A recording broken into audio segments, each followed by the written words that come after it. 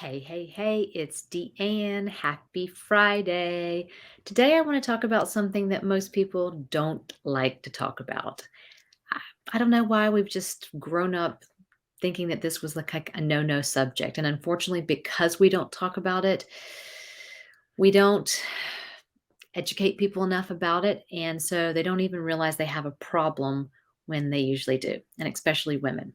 So let's the sophisticated term regularity, the medical term, a bowel movement, and the simple term, poop. That's what we're going to talk about today. All right, so your poop can tell you a lot about your health. It can tell you if you're drinking enough water. It can tell you if you are digesting your food properly. It can tell you if you're eating enough fiber. It can tell you if you have a high risk of colon cancer. It can tell you, if you're really, really stressed out or if you have some food sensitivities or some food allergies.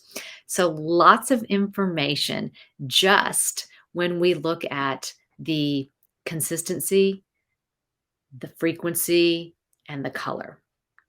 Okay. But there's so many more ways to really figure out what's going on because we need to get to the root of the problem. Most of my clients say, I've always been constipated. Ever since I was little, I would only go, once every other day. So that's just my norm. That's who I am, and that's okay. Well, I do not agree with that. Yes, I grew up most of my life being completely constipated. But when you really get to the root of the problem and you really start eating properly, eating the right foods, you have the right microflora, the right bacteria in your gut. You're not overly stressed. Other parts of your body are healthy, like your thyroid and things like that. Then you should be going regularly. And when I mean regularly, I mean between 1 and 3 times per day. Yes, preferably 2 to 3 times per day. And some people say, absolutely no way, I could never do that. And yes, you can if we just get a grasp of what's really going on in your system. Because there's so many lifestyle habits that have a lot to do with your gut.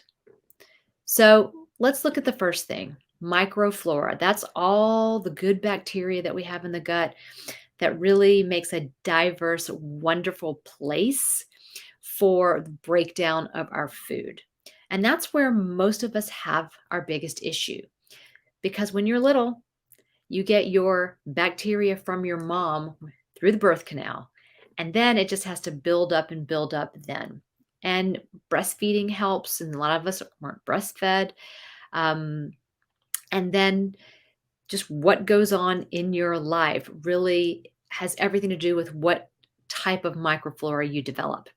Every time you have an issue with, say, food poisoning or you take antibiotics, it can wipe out your microflora. So just because you have a good microflora at one point in your life doesn't mean it's that way now. And we always have to look at the health of your gut right now to know what's going on.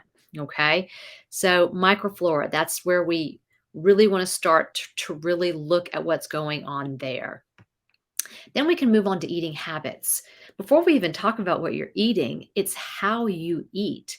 So if you're stressed out, if you're standing up and doing 3 things while you're eating, you're not going to be able to break down your food, digest it, and absorb it. So then you're not really getting the benefit from all those nutrients, all those vitamins, minerals, and phytonutrients. So we really have to think about how we eat.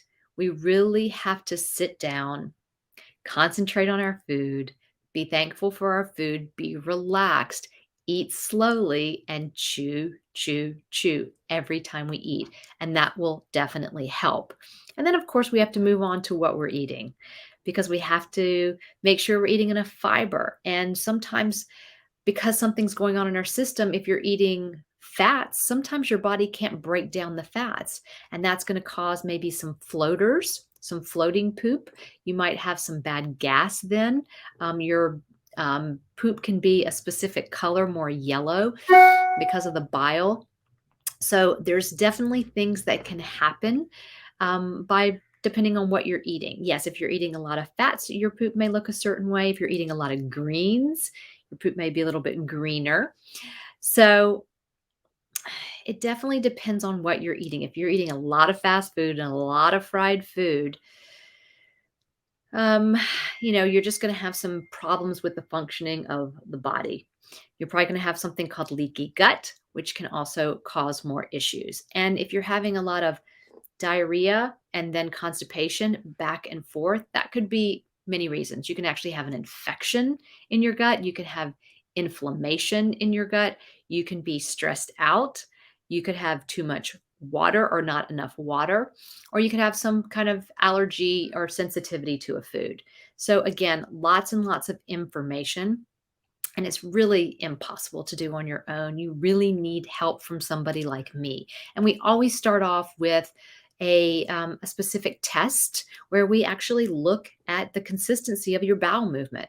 We can take a look at all of the bacteria that are in there right then, if there's any parasites, if there's any bacteria that shouldn't be there, if there's any viruses, how you're absorbing your food. And it just tells us so much, and that's the best place to start. And then we move on to your lifestyle habits because that has everything to do with it as well. Like I said, stress. I've mentioned stress several times. Your body needs to be in a relaxed state in order to digest your food. So if you're stressed out all the time, you're not going to be digesting your food. So we have to work on ways to reduce your stress, manage your stress, and shift your body from the sympathetic nervous system, that stress response, to the parasympathetic nervous system, the relaxed response. So super, super important how much you sleep, also, so very important because that's how the body heals. How much movement, because the movement through the gut has a lot to do with how much movement or activity you're doing. So, the more sedentary you are, probably the slower your digestive tract. So, that's another thing we need to look at. Your gut and your mind, there is a direct connection between the two.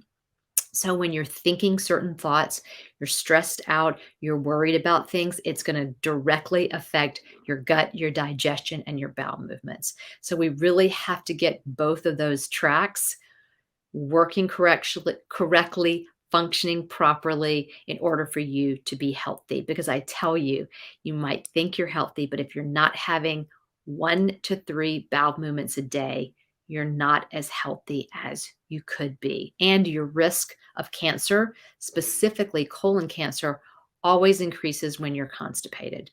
So, another really important thing to think about. I will also leave a link below so you can get in touch with me so we can talk about how you can work with me so we can start this process.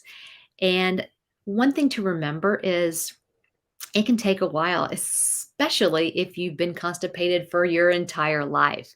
It can take from 6 months up to about 2 years to really get on track.